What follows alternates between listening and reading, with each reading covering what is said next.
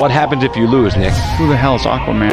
I get Fruity Pebbles, Cocoa Pebbles, I get sausage biscuits. Maybe you guys will see a little footage of that later on because we got some good stuff.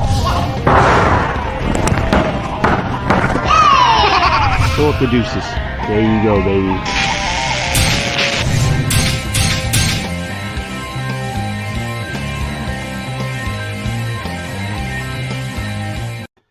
Hey, good afternoon, guys. Welcome to Cape Talk Christopher James. I'm Christopher James. It is Sunday. What a crazy week it's been, man. Shout out to everybody that's hanging out and joining us today. I hope everybody's having a good weekend. What's up, Scott Farley? What's up, Forrest? Man, I tell you guys, man, just real quick before I bring in my first guest. Last night, man, UFC, man, my boy Ignacio Bahamondes with that first that knockout at the end of the fight with like 5 seconds left, head kick. Candidate for knockout of the year. We're going to try to get him on the show later this week. He's an Island Fights veteran and one hell of a dude, man. William Knight also with a big win last night and a bonus. Nunes, not Amanda, but Josiane with Nunes with a knockout and a money and a little $50K. That's freaking awesome. And speaking of knockouts and people fucking people up, my first guest tonight, he is 3-0 as a lightweight, 155 pounder at BKFC. So he's been doing an excellent job. We're going to talk to him right now. We're going to bring him in. Came off a knockout win to open the show, knocked the dude out. Got to sit there and watch the rest of the fights. That's the way you do it, man. Here he is right now. Boys and girls, please welcome Mr. Bobby Taylor. Bobby, what's up, baby? Hey, what's going on, brother? Oh, like I said to you a minute ago, same shit, smaller shovel, just trying to, get through another day alive and, without, killing nobody. What about you, man? Yep. How's your day been, brother? What's going on with you today? So far, so good today. Got up with the church this morning for the play volleyball here in a little bit, but other than that, just recovered and soaking up that wind still. Yeah, man, that was an excellent fight the other night. And before we jump into that, man, you've been with BKFC for a little while now. What's your thoughts overall of how they've been growing? Constantly adding, new fighters, new talent, and some big name guys that I know for a guy like you, who's, happy to be at BKFC. They're bringing in big name talent guys, former UFC fighters, and they're paying them a lot more money than some of you guys that have been there for a minute. But they need to do that for the growth. So to get eyes on guys like you. So what's your thoughts though of the growth? In your opinion, how's it going? How you feeling with it? Do you like the way they take care of you? Give me a little bit of insight on that. I think they're doing real well. Like I said, they're growing super fast. I think it's a really exciting promotion. Like I said, their fights. Like I said, it's the shorter rounds. Like I said, there's way more action. There's, you don't get tired and people dancing around. Like I said, it's more of the stuff the fans want to see. And like I said, they're bringing some big names over. Like I said, it's good and bad. Like I said, for us smaller fighters, we want to make some of that big money too, but we understand that the names are what brings the fans, the eyes to the show. So you just have to accept that. And, hopefully we'll work my way up and get to start fighting some of those big names. And then I'll start making some of that big money.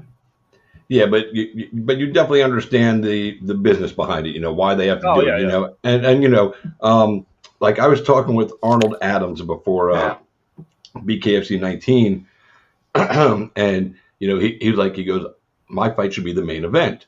And I was like, well, I said, I understand, technically speaking, the most important fight on the card, because it has title implications, was the one between Arnold Adams and Mick Terrell. But Paige Van Zandt and Rachel Ostovich are huge names. And I said to him, so, instead of saying you should be the main event, you should be happy that you're the co-main event, because everybody's going to be tuning in right before their fight if they didn't tune in early, and they're going to get to see you. So you're going to have so many more eyes on yourself. And then all of a sudden he goes, yeah, I guess that makes sense. And you get that already. It's not like they're trying to say, hey, fuck you, Bobby Taylor, we're not going to pay you a lot of money. But you're going to go out there and get beat up or beat people up, and we're going to give all these other people money. They're saying, hey, look, work with us. we're going to bring in some of these big talented guys. Yes, we're going to have to pay them a lot of money to get them here, but they're going to bring eyes. They're going to bring social media following. They're going to bring people on, and more people are going to get to see Bobby Taylor. And in turn, Bobby Taylor becomes a recognized name in bare knuckle.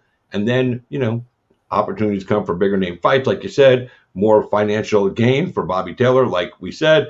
And at the end of the day, that's the goal, to make more money and get more exposure. And they go hand in hand. So I love your attitude about it. You understand it. Some guys get twisted. They get, their panties get bunched up on, oh no, and then why do the Paige fans have more money than me? Well, because she's got, 2 million followers and, they're going to watch her fight. So, what do you bring to the table? Unfortunately, it's not just about fighting these days. Because if it was just about fighting, then, you would have to be the biggest name, one of the biggest names in the company, because, here you are, 3-0 at lightweight. And people are starting to talk about you getting a shot at Luis Palomino for the title. Now, before we even get into that part of it, let's talk about your fight the other night. You were the first fight of the night, AKA in terms they call the curtain jerker. You're the guy that opens the show, and then the other guy closes the show. So do you like being the first fight of the night to set the tone? Because you did. You set a tone that night, bro. You were like, whoop, all right. So tell us a little bit about the fight, how it felt for you, because, oh, and by the way, Scott Farther, I'm guessing, Scott's your manager, right? Yes. So he just kind of goes, you don't get tired when you knock everyone out in the first round. Shazam. All right, so tell us about the fight. Tell us a little bit about your opponent, because I know there was a little conversation pre-fight, he didn't think you could deal with his power, and you made sure that you told him, that lets us know that he ain't going to be able to deal with your power, and bada bing, bada boom, Bobby Taylor was right. So give us a little breakdown. Yeah, like I said, when I was watching his fights, like I said, I knew that he had some power. Wasn't a whole lot of real technical boxing, which is kind of my style as well. I know I made it one of the comments, I made a joke of, you don't want to go get popcorn during our fight because it's not going to go the distance. You want to stick around and watch it. But yeah, like I said, it went. He didn't throw as many overhands as I thought. Like I said, I watched his first fight. There was a lot of power, overhand rights and left hooks. So I was kind of expecting that, but he didn't throw as quite as many overhands as I was expecting. But and I was, I like to react a little bit, and was planning on doing some countering, and I did some, but I had to engage a little more than I was anticipating, because I expected him to push the pace just a little bit more. But he caught me with a left hook early, and like I said, well, the camera's backwards. I was watching myself, pointed to the wrong eye. Oh, it's all right, man. But yeah, he caught me with a good shot early, and like I said, it had some pop on it, so it woke me up, and I was like, well, I better just go ahead and turn it on and try to get this thing done. But yeah, my counters landed pretty well. I think I blocked one and returned, for the first knockdown. And then they called the second one a slip, which I called him I got him with a good hand. Like I say, he caught me on the way down. I'm glad you brought that one up. That you said they brought a second one up. The second one was called a slip, and it was not. It was clearly a knockdown. Even the commentator said it. Your referee. I'm not going to call his name out, because whatever. Sometimes they miss stuff, but that's something that they can't miss. And it was a knockdown. And at the end of the day, it didn't matter because you knocked the dude out. You finished it anyway. But clearly, when you do put hands on somebody and you knock them on the ground and you drop them, whether it's you or any fighter, you deserve the credit for the knockdown, and the referees have to be on point and catch those. Sometimes they can miss an eye poke and everything because of the angle, but you can't miss a knockdown that's clear to everybody else in the world. And then you say, oh, it was a slip. It just don't work for me. Yeah. Like I said, he fell and, just kind of grabbed me on the way down and tripped me up. It was possible, he had a bad angle and just couldn't tell exactly what happened. But, yeah, I landed a pretty good straight, and it went down. But, I was kind of upset about it. But then again, he didn't have the 8 count. May have helped him gather his thoughts a little bit. But, like I said, I don't think it made a huge difference. That's a good point what you said. If they did call a knockdown, he might have had the 8 count to regain his focus a little bit. So maybe in this instance, maybe it wasn't bad they didn't call it a knockdown because he had to get right back to work. Silver lining, bro. Silver lining on the cloud. So, all right. So maybe scratch everything I just said. So if you get knocked down, I don't want the referee to call a knockdown anymore. I just want them to say, get the fuck up. Because now it makes sense. Now I'm going, wait a minute. Yeah, for Bobby, yeah. All right, don't call any of my knockdowns. Just let that dude get up and let me finish him. So we're going to make the Bobby Taylor rule. That's it. That's the new rule in BKFC. We want the Bobby Taylor rule. But you did. Scott said your opponent probably wanted that 8 count, and he probably did. I figured he wanted it, but like I said, he was pretty rattled from that big 2 I landed. I don't think it would have made a huge difference, but it wouldn't. I was coming back in for the kill either way. When they stood him up, I knew he was hurt. We're gonna have to. Are you using a nickname right now? Sorry. Are you using a nickname or just going straight Bobby Taylor? I don't remember. ODB. ODB. And what does ODB stand? Old Dirty Bastard? Yeah, it stands for Old Dirty Bastard. They actually got in college, it was Old Dirty Bob because I went back in my mid-20s and I was like 10 years older than all the guys running around with, so they started calling me Old Dirty Bob, and but the initials came from Old Dirty Bastard, so it just turned into that. Well, I'm gonna petition for you to change your nickname to this. Bobby, don't go and pee, you'll miss it, Taylor. Sometimes people get up to go pee during a fight, and during your fights you can't, because like you're the kind of guy that if I'm ring announcing your fight, like I come in and go, ladies and gentlemen, Ricky Roberts versus Bobby Taylor, and then I go walk out of the ring, I sit down, put my ass on the seat, and before I can even get comfortable and check everything for my next fights and everything, and wait for your fight's over, I got to get right the fuck back up. Like, you're the guy, I can't go pee when you're fighting because, as the announcer, I got to be there. So I'd miss the whole fucking thing. So, we got to figure out a way to make that part of your fucking nickname, because it seems to be your calling card that you're just going out there and, finishing dudes in the first round. And you know what? It's cool because you're not getting paid by the hour. So, that's right. It's the way it's supposed to be. How do you feel now that you're 3-0 up there at lightweight, and people are starting to talk about you as a legitimate title contender, which is warranted. It's not like anybody's got 10 or 15 wins at BKFC. So you're probably one of the top guys as far as amount of fights and wins in the division. And in this particular sport and with this promotion, you're right at the top now, because there's X amount of fighters in your division, and none of them probably have more than 4 or 5 fights total, let alone just wins. So title shot, is this something? And I ask you this, and when I say this, everybody always says they want to fight for a title, but once in a while I talk to a guy and they go, I'm not worried about gold. If gold is in my future, they'll give me an opportunity, but I just want to go out there and beat people up. So is it for you? Is it becoming the champion, or is it just going out there and having fun and knocking dudes out in the first round and, fucking up people's bladders because they have to hold it? I enjoy the fighting, but, I want to be the champion. Like I said, I'd like to fight for the belt. Like I said, like I always, joke around. Like I said, I'm an older dog in the sport. I don't have a lot of shelf life. So, my whole career, it's been about just fighting, and I haven't, necessarily been worried about trying to get a belt in any kind of sport or division. But, but just go around. That's a goal of mine. Like I said, I've set out, I've trained extra hard. I'm more determined this time. I don't know if it's my age and knowing that, my career is eventually going to come to an end. Like I said, I've done it for fun my whole life. But now that I've got more meaning to it, and I think that's helped me in my training and my preparation. Like I said, having set that goal, it makes me more strict, more disciplined, and I want the belt. Like I said, if I've got to go through 1 or 2 more to get to it, I understand that. I'm not saying I need to be rushed to the top, if they don't think it, but I don't want to just fight to fight anymore. Like I said, I want to set out and prove a point, and I want to try to be a champion before I have, before I hang them up, or like I said, there's no gloves to hang up in this sport. But before I get done, like I said, I want to be a champ. I'd like to have my name in the dang history books and, leave a little bit of a legacy behind.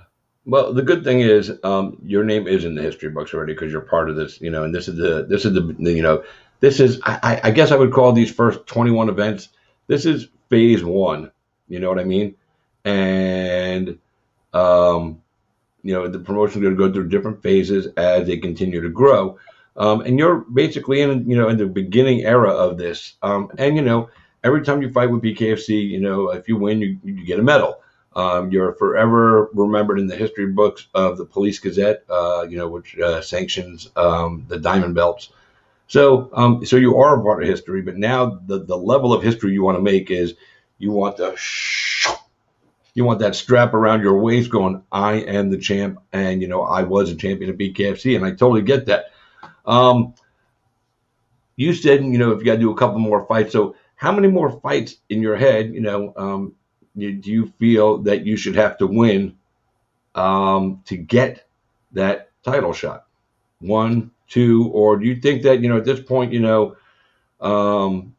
that you should be considered for the next title shot now based on the fact that you're undefeated at 155?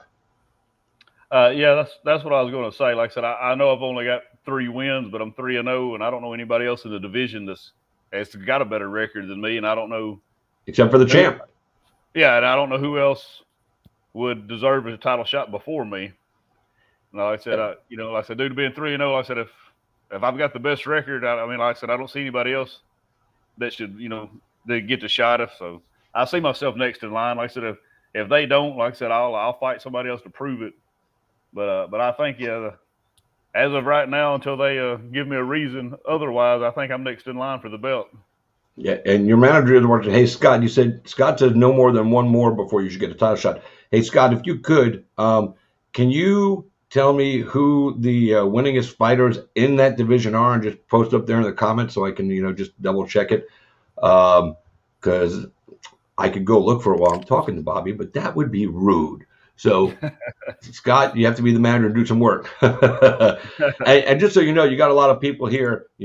John Caldwell, I don't know if these are friends of yours, but John said, give the man a shot.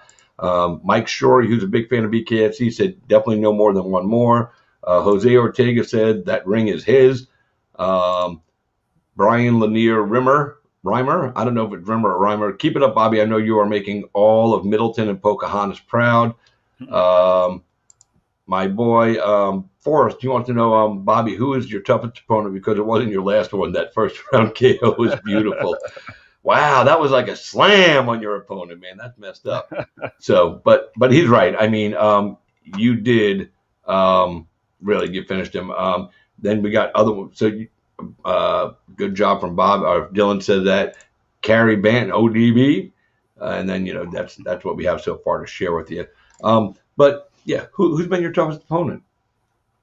Well, I said I don't want to take anything away from Rogers. I said he hit really hard. I think he's a super tough guy. I think my shots were just on point. I think when I started catching him, I think it just rattled him. Like I said, I don't take anything away from him. Not that he's not a tough opponent, but I think I was just more on point the other night than he was. But Hernandez, my first fight would have to be my toughest, because it went to a decision. He was a super slick boxer. Like I said, I couldn't hit him up. Actually lost the first 2 rounds, and then I had to come back and win the last 3, to come away with a decision. But he was definitely my toughest fight so far. He was your toughest fight. That's interesting. All right, some more comment from the crowd or we call them the peanut gallery. Carrie Banton said Bobby Taylor is an intelligent and humble fighter. Very rare quality in a fighter. Plus, he's so kind, a true gentleman. And then Joe West said, Bobby Taylor is the man. Give him that title shot. Give him that title shot. That seems to be the consensus. Yeah. Everybody thinks you're next for the title. And you know what? I don't disagree because you're out there doing things. You're doing work. You're putting in that time. You're getting the wins. And that's the way it's supposed to be. So, I don't know off the top of my head who's in front of you, other than the champ, Luis Palomino. When they ranked me at number 4, it was Good John and Lobov.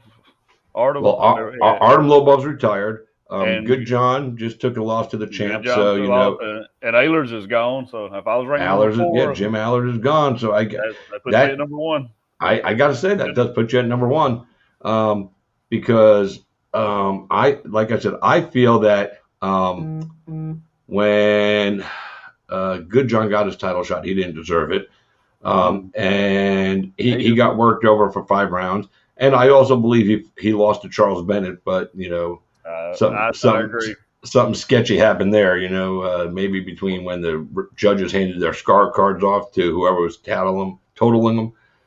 Maybe one got lost and they had to make shit up. I don't know, but it just doesn't seem right. He jumped in on Palomino's spotlight and made a little bit of a stir, and they just thought it'd sell tickets, I guess. But I think that's disrespectful. Like I said, the people jump in the stage and steal a spotlight for somebody that just want a belt or a big fight. I mean, let them have their moment. You earn your own spotlight if you want it. Well, I think Good John, along with Mark Godbeer was, promotional choice, not necessarily that he was trying to jump. I don't think Good John was trying to jump on Palomino's shine, because the promotion has been trying to get him in the ring for quite some time, but he I don't think he brings the heat that, he said he's going to bring, a worldwide audience and all that stuff, because I don't think he's that good. If we were over in England, he'd probably draw a crowd. But we're doing the fights here in the States, and we haven't done one over there yet for BKFC. So I don't necessarily find him as a big draw. Let's see, what do we got here? Bobby should be number 1 contender with Jim gone at 4-1. Good John should go to 45, and Bobby is a big 150. Let's see. Bobby's a big 155. When I look at myself walking around at 65 especially, is the weight cut ever an issue for you? It used to be. Like I said, I walk around about 75. I actually got up to about 85 since I had such a big layoff from my last fight. It was like 10 months. So you fat bastard. No, I'm just kidding. Well, I got bored. Like I said, I got into the weight room real big, got to lift it heavy. And like I said, I put on quite a bit of muscle, but I had enough time to get it back off. But I've did it for so long now that it's kind of down to a science. Actually, I used one of, I think, GSP's nutritionist put a formula online how to lose 20 pounds in 5 days. And, man, if you do it to the letter, it worked, because I was literally 175 the Sunday before the fight, and I got down to – I was actually 54. I actually come in I could have come in 2 pounds heavier, actually. I could weigh 156. But no, it was one of my easier weight cuts, to be honest. Like I said, I've did it so many times now. It's just, kind of a routine kind of thing, as long as I can – drink the exact amount of water and watch my carbs, and all that good stuff. But it's got easier over the years. It used to be rough. I remember I used to sweat out 15 pounds the last day in the sauna, and those were hard days. But it's a whole lot easier to do water manipulation over the 5 days. It's a lot easier. That's awesome. That's awesome that you're able to manage your weight cut now, because again, you've been doing this a long time, ain't your first rodeo. So the fact that you're able to, do the weight cut the right way, get yourself down, and you could have come in at 156, but you came in at championship weight. You came in ready for a title shot, and to me, that's the way you should always do it.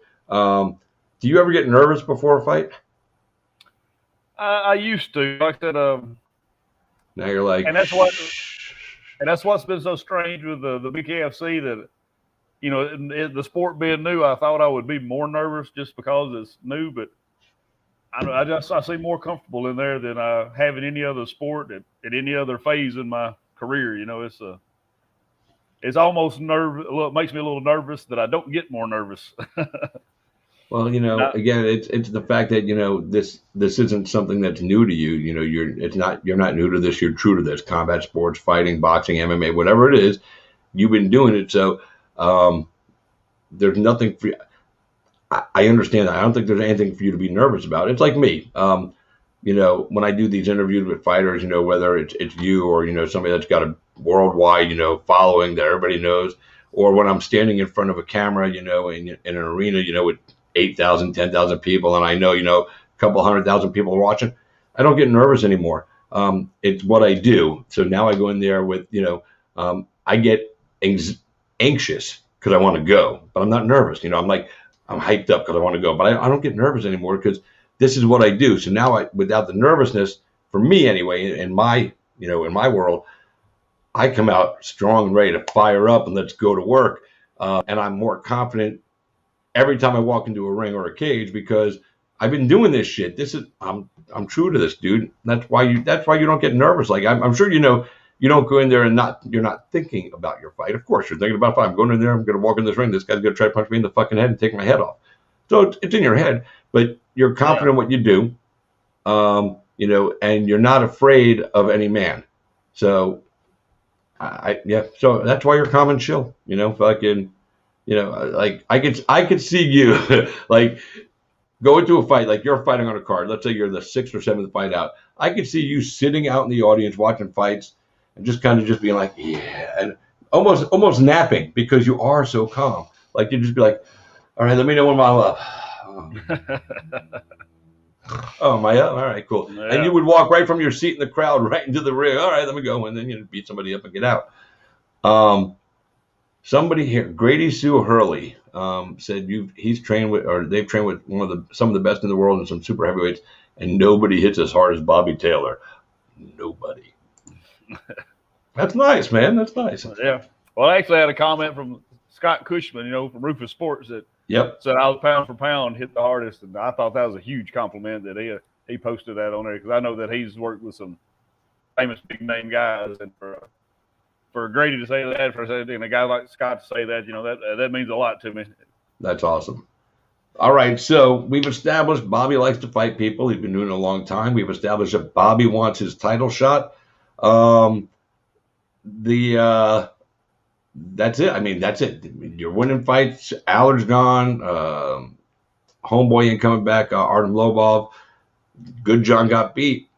There's nobody else. The only thing that could happen to you is you could get put behind Chad Mendez, who's going to be fighting at 155, from what I understand. And he's just coming out of the UFC, big name. He's fighting at lightweight. They haven't said it yet, but he is fighting in October. But they haven't said anything about Palomino, and Palomino wants to fight. So that might happen ahead of you. Would that piss you off?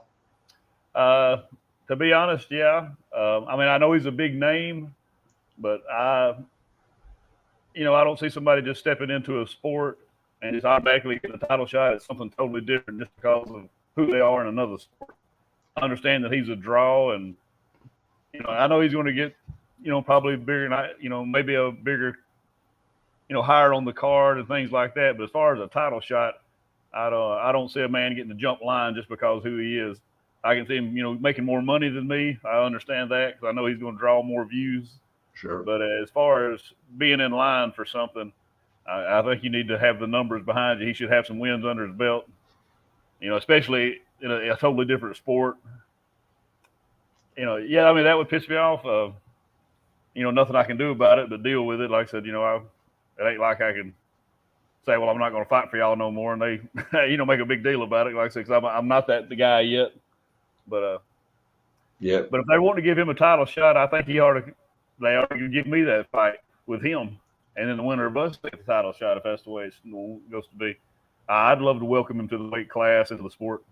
Yep, your manager's going, let's welcome that boy in. He wants you to be the guy that brings Chad Mendez in, which would be a great fight. I see it like this. I agree with everything you said. Nobody coming in for the first fight should get a title shot. I understand that, and I feel that, and I agree with that. However, on the flip side of that is this is a business. And, look, Thiago Alves got a title shot in his second fight, and he's a champion now. So Mendez is if he wins his first fight against me, he'll make his second fight a title shot. Hey, and I agree, and I like that. So but there's just little piece in my body that says to me that I have a feeling that they're going to try to put him in the title picture, and maybe give him the shot at Palomino. He's fairly fresh from retirement from the UFC. He's been actually training for this. This has been in the works for a long time apparently. To get him here.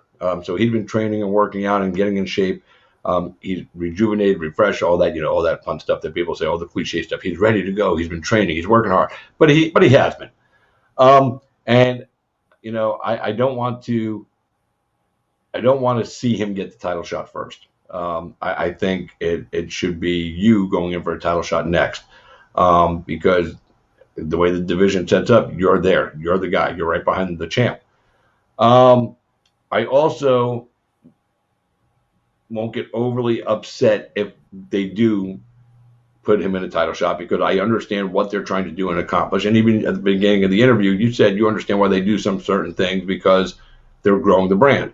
Now, the flip side of it is, while Luis Palomino is a name, he's been around, he did the World Series of Fighting, he's a name of the sport. Chad Mendes is a much bigger name than him. So let's, just for conversation's sake, Chad Mendes comes in, gets a title shot, beats Palomino. Then you get a title shot against Mendes. If you beat Mendes, that's going to boost you more so than beating Palomino. And that's no shine on Palomino, because I love Luis Palomino. I've known him a long time. He was our XFC lightweight champion back in the day. No, he was featherweight champion actually then. he didn't mind cutting weight as much back then. So, and like I said, he's fought on big world stages, but the name, so, I'll get it why they do it, but and Mendes is a bigger name than Palomino, even though Palomino is the champ, and he's definitely grown his brand some more. So I had this conversation with I can't remember his name, Zion Tomlinson Sr. He was mad that they were going to put Thiago Alves and Uli in that title fight, and he said I should get the fight against this. And I said, listen, what you should do is sit back and wait. And watch what happens. Because if Thiago Alves becomes a champion and then you go in there and you beat Thiago Alves, your street cred goes from here through the roof, because you took out a huge name, So sometimes it's better for some of you guys that are coming in, that have, been developing with the promotion, to maybe sit back in your rocking chair and watch what they're going to do.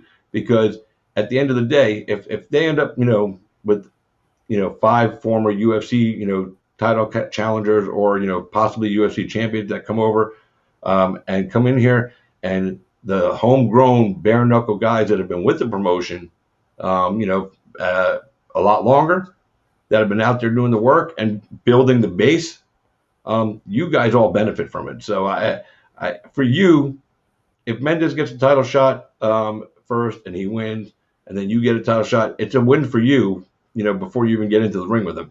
And the same thing happens if Palomino beats Mendes, his street cred goes up, and then you get to fight Palomino. And if you beat him, the math, and both scenarios, if they fought each other, either one of them winning, benefits you the most, sitting in the wings. However, I still think you should be next. Yeah, I think so. I mean, if I come in and beat Palomino, and then Mendes gets a shot and I beat him too, I get the same. That builds me up the same. So Scott Farley sitting there commenting, goes, there is another guy who might get it first. All right, tell us who it is, Scott. And and this is the answer right here. As long as they do give Bobby a title shot one way or another, and I would say, a lot of people say at least no more than one more fight before your title shot, but a lot of us believe title shot should be next. Oh, what's up? Andrew Toppin says, "What's up, Bobby?" Oh no, he said, "Sup, Bobby? Sup, Chris? Sup?" What's up, Andrew? Been in the news, Scott Farley. Who's been in the news? Just Scott, we don't have time for Oh, are you talking about Dat? He's talking about Dak Gwynn. Dak Gwynn came back. I definitely don't think he should get a shot before me. He ain't even fought in the weight class. And Haley dodged Barnett. I don't know. He dodged Barnett. He wanted stupid money. He probably wanted Paige Van Zandt money. And he's not going to get Paige Van. He tries to say, I'm a big, I don't think he beat Bedford. To be honest. Listen, no, he did. I mean, he did beat Bedford. Bedford didn't even tell you he beat him, but Bedford wants to fight back, obviously. But and the general consensus, he did beat him, and that's okay. You can think he did or he didn't. But here's the thing. He wanted to be the champ. I think you should beat the champ decisively. I don't think he beat him to take the belt. But but that's my opinion. Yeah, I know, but it's not. I understand he won the decision. Yeah, I mean, and he did. I'm going to see if I can find the numbers. I'll send it to you. It was a close fight, but he did win. But he wanted to get big money. I think he wanted Paige Van Zandt money, and he was trying to say, "Oh, I've got a huge following," and blah blah blah. All right, listen. that has 23,000 followers on his Instagram. Paige Van Zandt has 3 million. You're not even in the same conversation, bro. I mean, hey, listen, Dak can fight. I'm not knocking anything on his fighting ability. Dak can go out there. Dak will go fight. Dak will put on a show. And I like watching him work. But you can't overvalue yourself and think that, because look, when he came at Dave Feldman with the request for more money and this and that and the other thing, they stripped him of the belt. See you later. We're not playing this game. You got a mandatory title defense, I guess, and they didn't, he didn't take the fight. So, they stripped him. Now he's going to come back and try to fight at 155, and he wants to fight Palomino. That could happen, and if that happens, if that's the next title fight, I understand that because here's a champ, that, went from one division and he's moving up. So we see that sometimes where a guy that was the champ in one division, boom, boom, boom.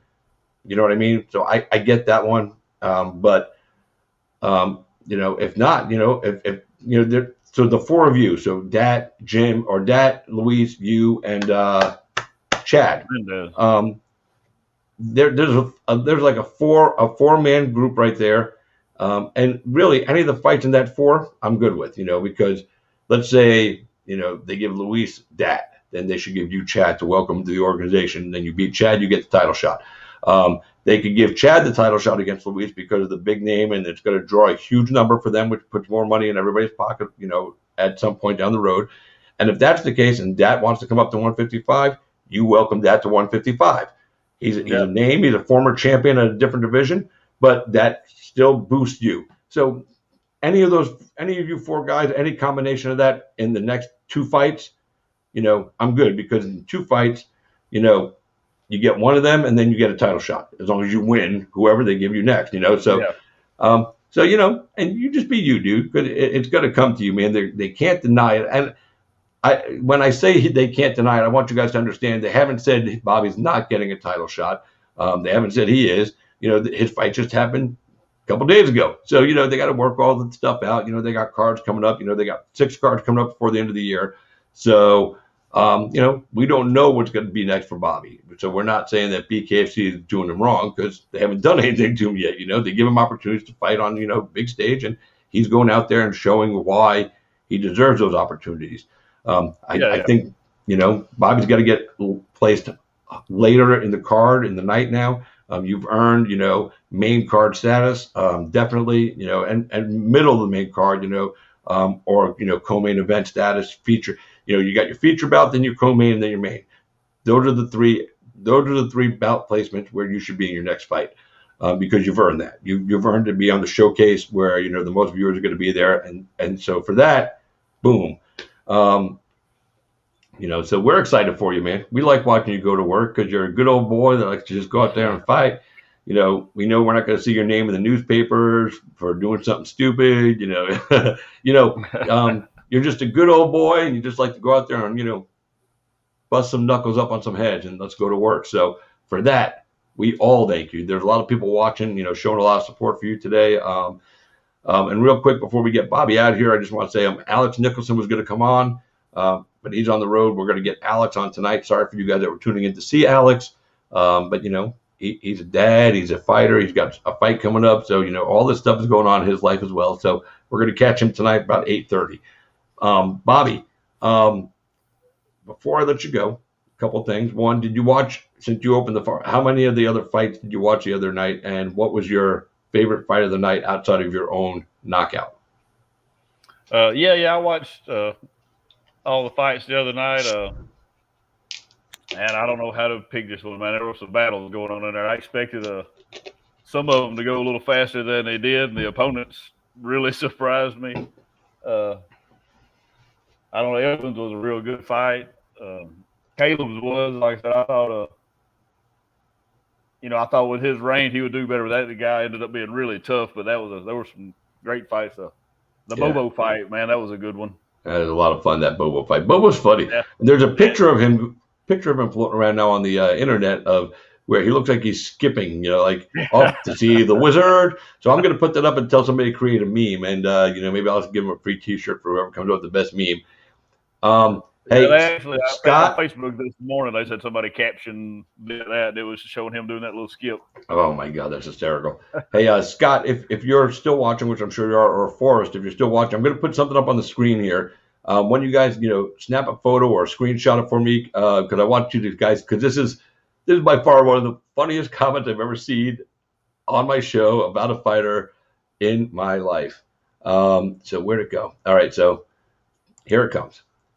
From Jimmy Farlow, I have a permanent Bobby autograph on my right orbital when he misshaped it with his fist. Yeah, that was back in the day. Me and him had to find out. That was our amateur days. Dude, that was fucking awesome.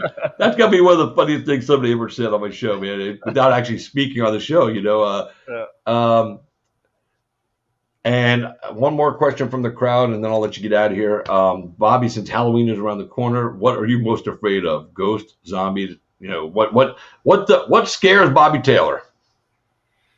Shoot, that's a good one. Getting old. Getting old. Having to give this up is what scares me the most. Like I said, it's gonna be a hard thing to walk away from. I really enjoy fighting. Like you said, I'm just one of those old tough country boys. This will be something to be hard to give up. Well, the good thing is, you won't have to give it up. I don't think.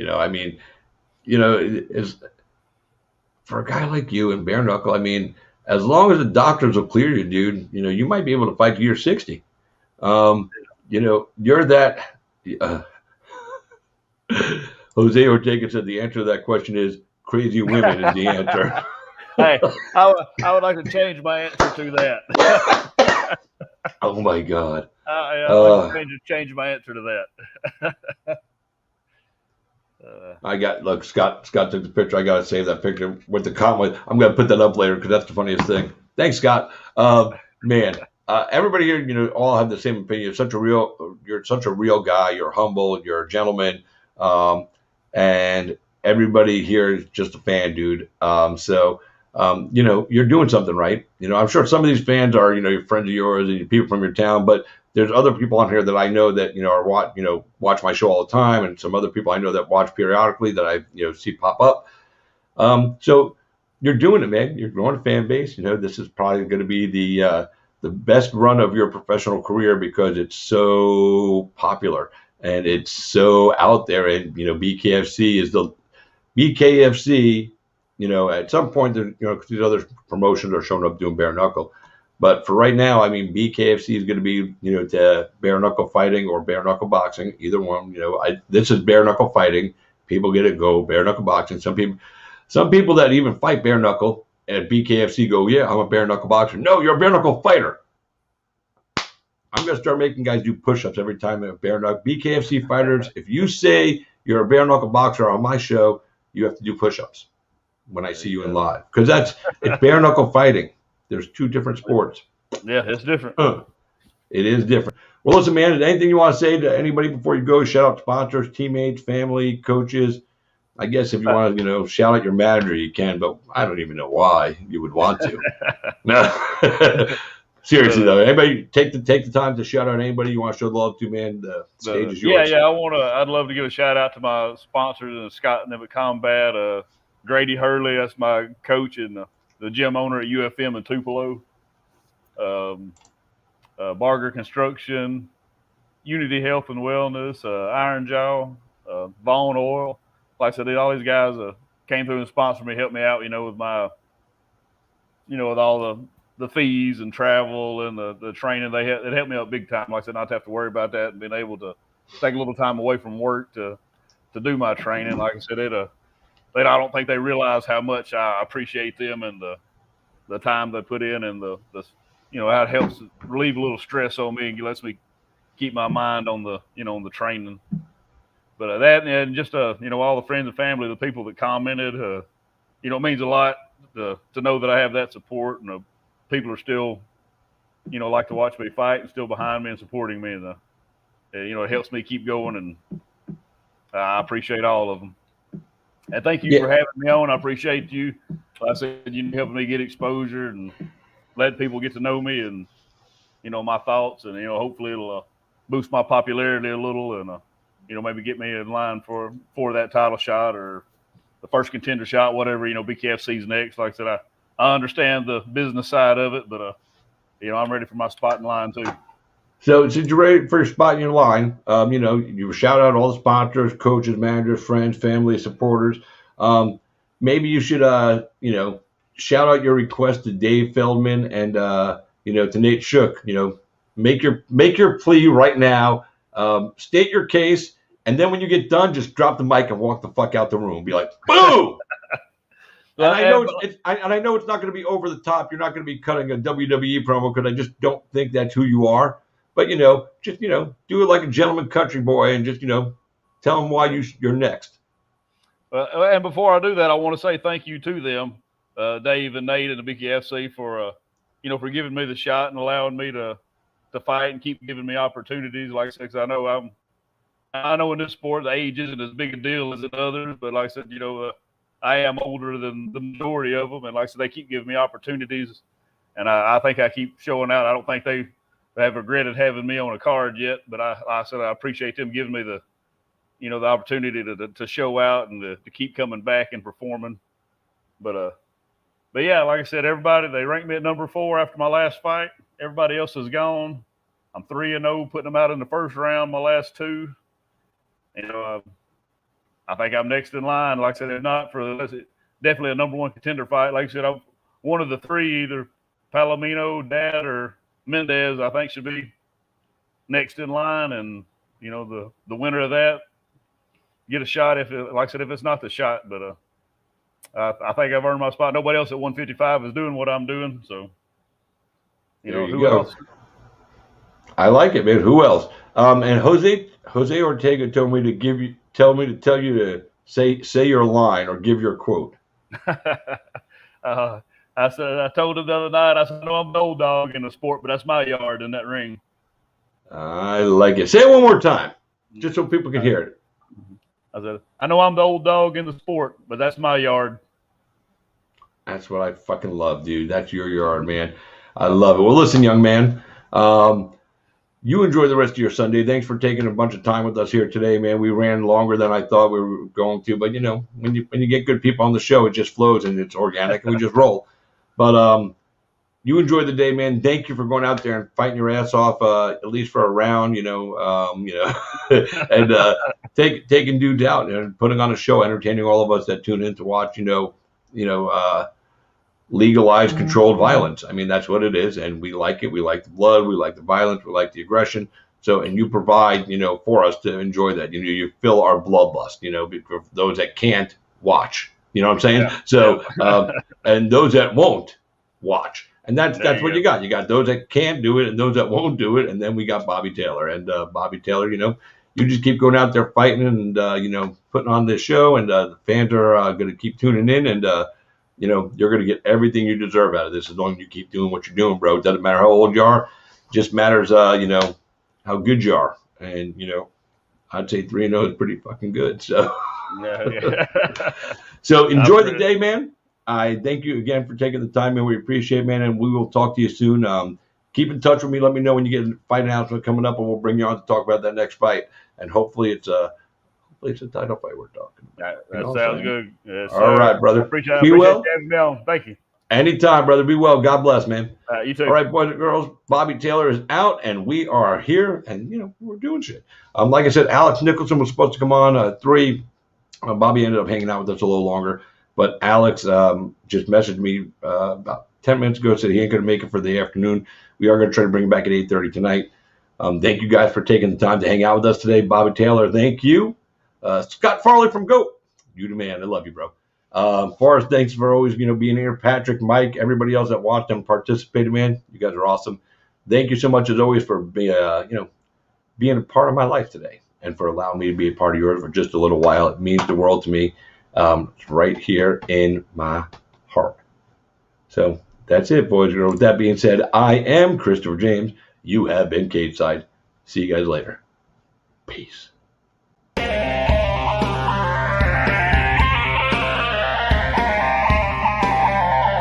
What happens if you lose, Nick? Who the hell is Aquaman? I get Fruity Pebbles, Cocoa Pebbles, I get sausage biscuits. Maybe you guys will see a little footage of that later on because we got some good stuff. Throw up the deuces. There you go, baby.